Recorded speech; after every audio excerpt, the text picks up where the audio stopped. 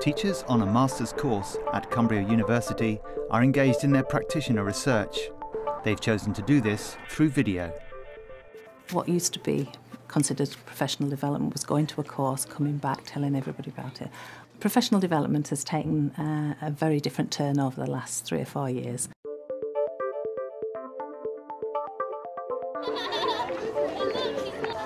I think there's so many different ways now. Different people learn by reading, by videoing, by co-coaching each other. And I think we've got to make sure that we allow for different teachers to use the one that is right for them. Put it in the fridge! I think within practice, Catherine's probably got deeper into children's learning through videoing it and reflecting back on it and involving the children in that.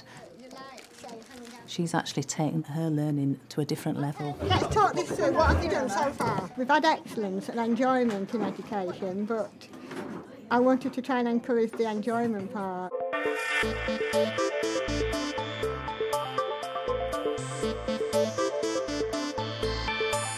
The question that was at the heart of my research was, what do the children want to learn and why do they want to learn? If I let them decide how they wanted the classroom, then it could lead to other things. I wasn't sure if it would, and so that was the discovery part. When I knew that I could use video, that was when the real interest took off. I said to them, this camera is your visual voice. I've tried to involve them, it's their project, not just my project.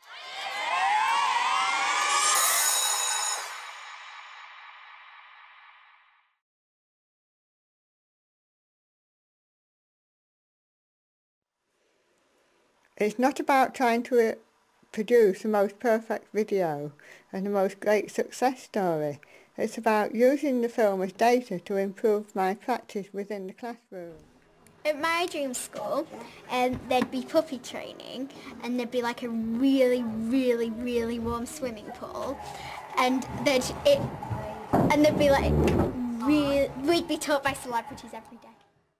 My dream school would be cooking, dancing, swimming, dog training. What you're going to do in a minute, you're going to talk about how you would like your desks in the classroom, and then you're going to go into the classroom and you're actually going to put the desk and move everything around into the best possible way. We're going to have a rule for this. We're going to do it in 2 weekly cycles. So what you agreed today, you live in that position for 2 weeks, and we'll come back in 2 weeks. But if we use a camera to record it and use that as data for evidence, I think that could be such a positive thing. I'm thinking about this as research, this is finding out what works in your classroom. For me and for the children, so far, what is working in the classroom is the camera. The children have taken to it like a duck to water. They absolutely love the fact that they can film each other, and it's helping them think that what they do say and what they do think and how it evolves is part of it. It's not necessarily about getting it all down on paper fast. We decided between us that we'd like to have new tuck shop groups. So we're having different groups of children running a tuck shop. I think I'm going to put on first the tomato puree and then some cheese, and I think I would like some pineapple and sweet corn. What would you like, Robert?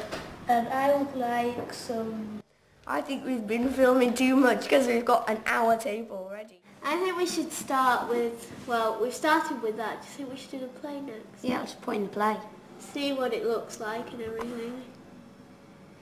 Wave at me. Huh?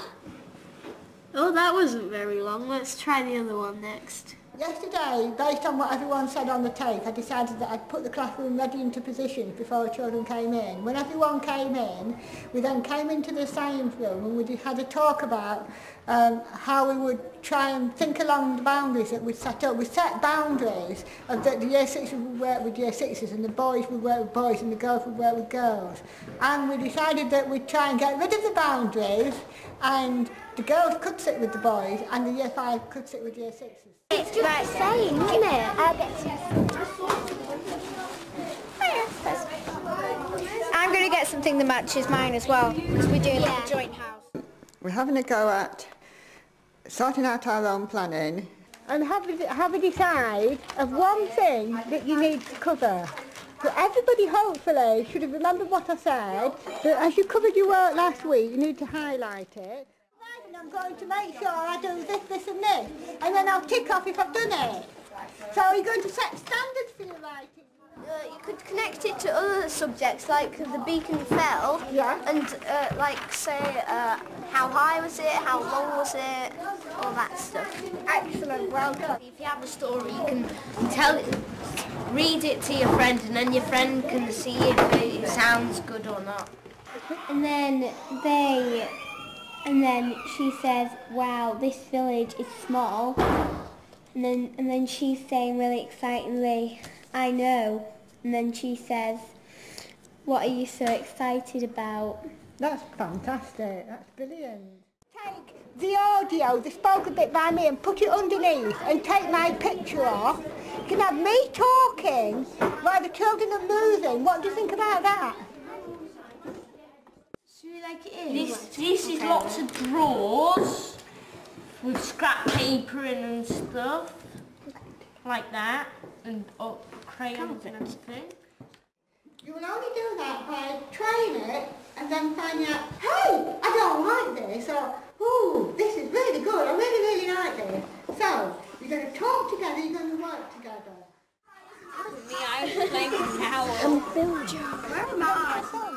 Remember, no arguing with the filmmaker. Bye-bye. The course tutor, Dr. Pete Boyd, discusses the value of the research so far.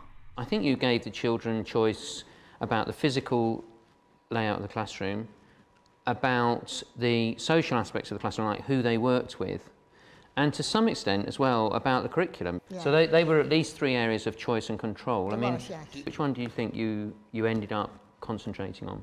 What happened was, for about 3 cycles, because I did it in 2 weekly cycles, for about the first 3 cycles, they just moved around into friendship groups. And they stayed with the friendship groups for quite some time, and I was a little bit worried because this is a research project. I wanted to analyse what I discovered from it. And I thought, this isn't going to look very good, it's not going to go very far, it's friendship groups, what have they learned? And I gave each child 5 minutes alone with the camera, and it was only for me to view, no one else. And from that, they said lots of things on it.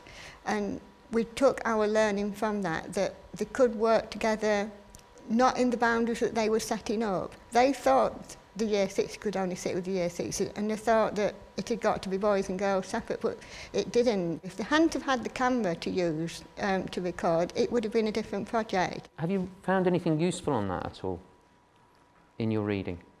No, it was intuition. It was a hunch. It was something I wanted to try.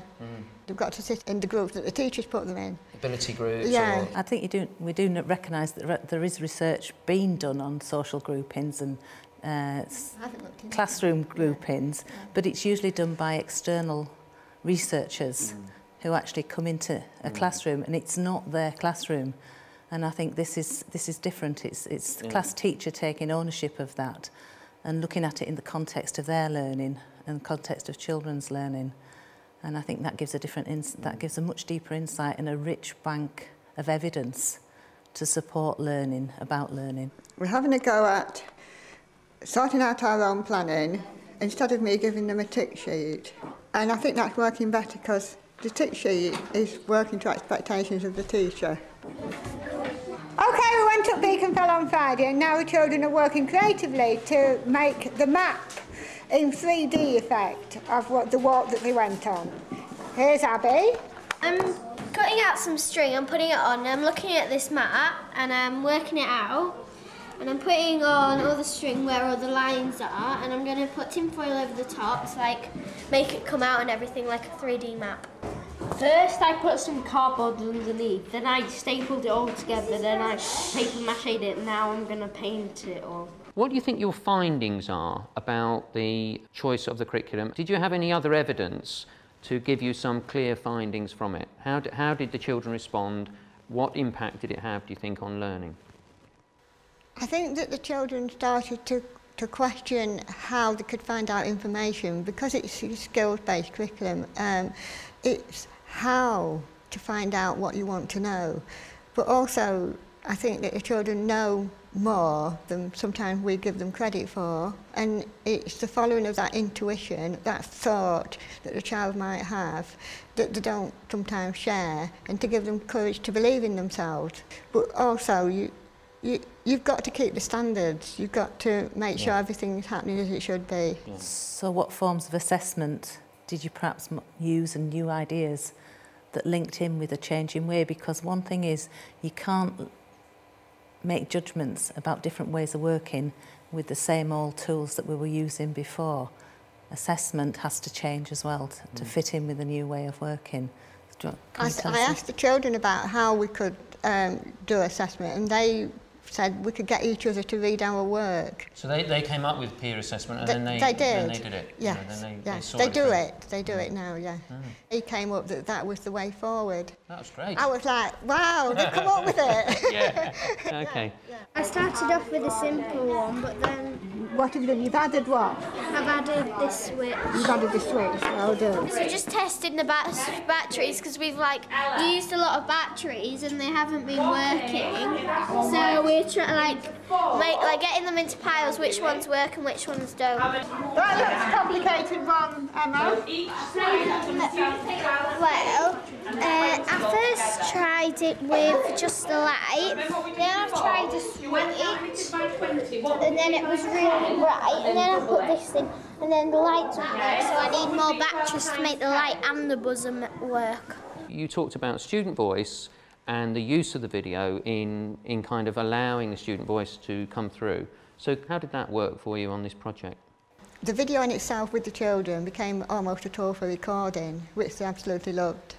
And then I was able to use the video as evidence that I could compare and contrast with things that had happened at the beginning and earlier to things that were happening at the end. And that the camera became a visual voice. It's about learning new skills and applying new ways of learning. And I think the film, using the film in classroom for data and for the children to use for recording, and for us then as teachers to use for assessment, it's a very powerful tool, and it's for the future and for now. I mean, some people might say, oh, it was the novelty of handling camera, but this was sustained use of video over a long period of time, I think. It's not just for now, it's for the rest of the year. We're going to set up a recording TV studio and have our own TV channel, which then we will use in assemblies. Right. Yeah, we're going to, it's going to be, it's staying. This is what I'm saying, that the children's enthusiasm it wasn't just the novelty value, that they have got sustained engagement with video. I'm pleased you've picked up on that sustainability, because throughout this has been one of our key focuses, often with new initiatives and new curriculums. The buzz comes, somebody comes in and does something, the Bonanza Week or whatever it is, and then goes away. But throughout all of this, one of our prime objectives is to begin something that we can continue develop and that staff will build on. It's not something that's one day wonder. It's about radically changing, not just children's thinking, but teachers' thinking and teachers' interactions that is sustainable.